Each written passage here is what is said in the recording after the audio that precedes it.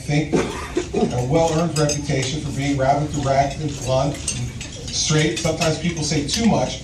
So I want to start tonight with beginning to at least explain to you where that comes from, right? Because you need to know those things. And I, like most of you, are a product of my parents. Right? For good and for bad, we are a product of our parents. And I have an Irish father and a Sicilian mother. And now listen, everybody, what this means is at a very early age, I became an expert at dispute resolution. I don't want to say that my mom was argumentative, but I would say that there was just never an argument she found that was not worth having. And she was also, one of these people who said to us as kids, you are not permitted to suffer in silence. If you've got a problem, you need to speak out, you need to say it, you need to tell us. And she followed that very same rule. Much to our chagrin, often, but she would be telling us what her grievances of the day were against me and my brother and my sister. And there would come a time as we got older, we'd say to her, Mom, we know this. Do we really need to hear this now? And she'd say, yes. You need to hear it. I need to get this off my chest. You'll hear it now. There'll be no deathbed confessions in this family, Christopher. You're going to hear it right now. And so, that's the way she taught us to be. She used to say to me all the time, her best advice that she ever gave me, and she gave me lots, as you can tell. The best advice she ever gave me was, Christopher, be yourself. Because then tomorrow you don't have to worry about trying to remember who you pretended to be yesterday.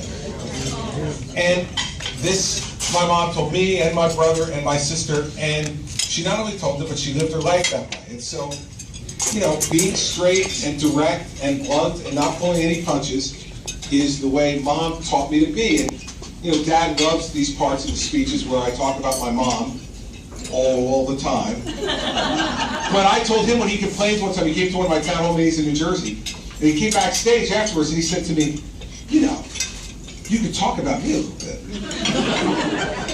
And I said, well, but Dad, certain stories I'd like to tell, and most of them are about Mom. And he said, no, I really like to talk to me about me a little bit. I said, well, come to the next town hall meeting. So he came to the next town hall meeting, I did all that talk about my mom, and I said, my dad's here today. And the best way to describe the way I grew up was, in the automobile of life, my dad was the passenger. Mom was the driver. That was my story about him. He didn't like that either. It seems to me, though, that in our country right now, maybe we need a little more of that. Maybe we need a little bit more directness, a little more bluntness, a little more refusal to pull punches, a little more of a sense that our leaders understand that the stakes are really important and that we should make really clear what we believe in and what we don't, what we're willing to fight for and what we're not. And then to give people the confidence that that resolve will result in us doing what we say we're going to do. And I think there have been literally hundreds of failings of the Obama administration that I could detail for you tonight.